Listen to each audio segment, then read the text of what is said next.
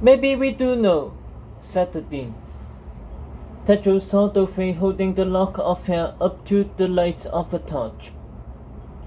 What is it? Said the prince. Look closer, said the dean. Tedros moved behind her, focusing on the clump of long white hair. Only it wasn't all white, Tedros realized it. Because the more he looked at it, from every angle, the more Merlin's hair seemed to change in color as it progressed along each strand, from thin, stark white at one end to a robust, sturdy brown at the other. Tedros furrowed his brows. Merlin's like 1,000 years old. His hair is alright, but this hair looks like he's at the top. Only the further down the hair you go, the more it looks like it belongs to someone. Younger, said 𝙴𝚒. The prince met her eyes. How can hair be old and young at the same time? He asked, taking the lock from the dean. But as he did, his palm brushed across Merlin's hair, and a glittery sheen cascaded off it onto Professor 𝙴𝚒's hand. All of a sudden, the spots and fins of her hand seemed to lighten, the wrinkles visibly shallowed. Huh?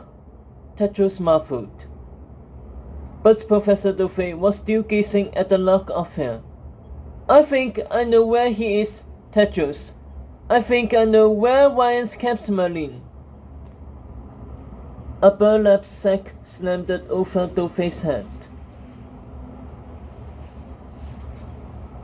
Head chopping time! A snaggle-toothed pirate snarled, yanking the dean backwards. Execution's been moved up.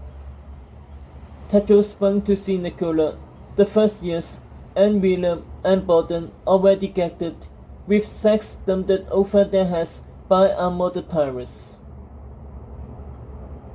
But it's me you want, not them, Tedros sputtered. It's me who's supposed to die. Plans have changed, said a smooth voice. Tedros turned. Japheth posted in the doorway. He wore his shiny suit of snakes and carried a last burlap sack in his hand. Now it's all of you, he said. Scream shot off him and grabbed a hold of Tedros, sweeping the sack over his head. As the eels wiped him forward, Tedros inhaled a whiff of what once filled the sack now dragging him and his friends out of King's Cove and to the executor's ass. Potatoes. It smelled like potatoes. Agatha, sometimes the story leads you. How many men? Agatha cried, sprinting through the pink breezeway. I lost count at 20, Dot panted behind her. They got through the shield.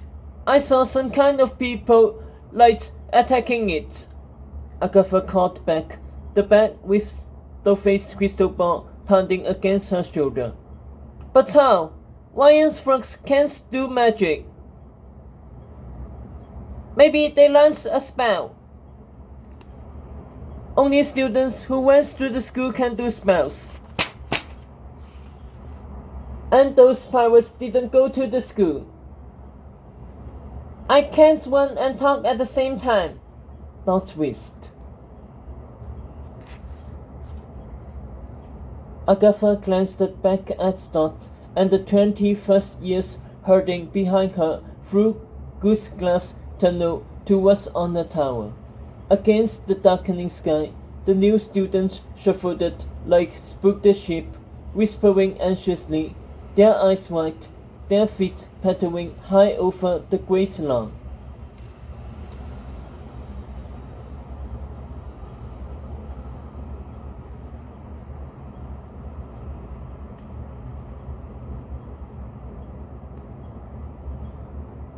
Out of the corner of her eye, Agatha saw movement through the other colorful glass breezeways that connected the towers of the school for good.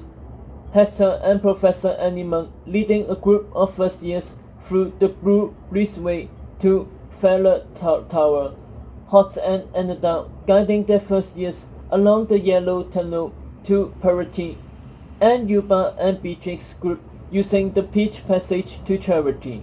Meanwhile, on the roof over the crisscrossing breezeways, Agatha glimpsed Kester putting first years along.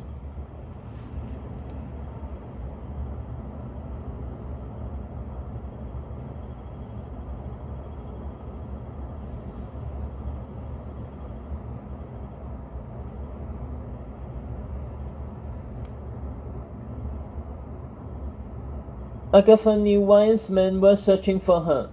To throw them off, she and the teachers had divided up the students into 4 groups, with each group taking a different route to the same place. The one and only place in the school they would all be safe. If they could get there alive, that is.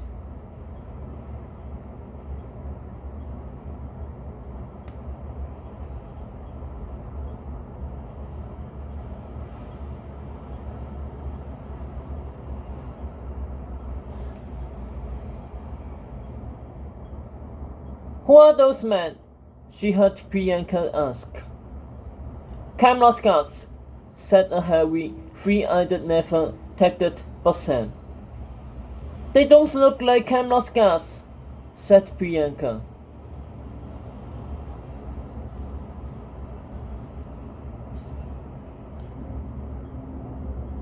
Agatha tracked their stairs through the pink glass to the dust-kicked, dead-eyed pirates in silver trimmed mail as they came into view, stepping over slaughtered roof bodies and creeping towards the castle behind their captain, wielding swords and bows and clubs.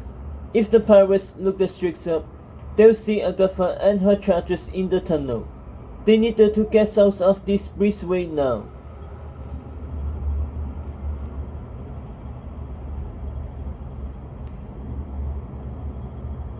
Wait! Dot yipped, pulling to a halt. We don't have time to wait, said Agatha. No, look, Dot said, hands against the glass. It's Kay.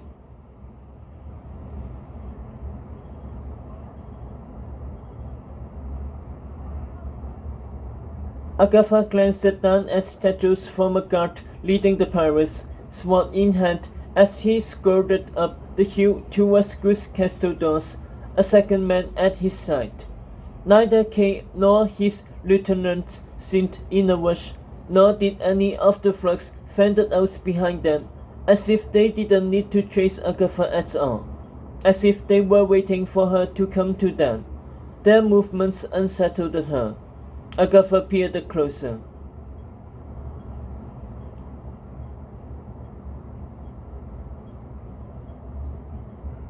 Kay was the one who took me on a date to Beauty and the Beast, Dot said softly. He was my first kiss.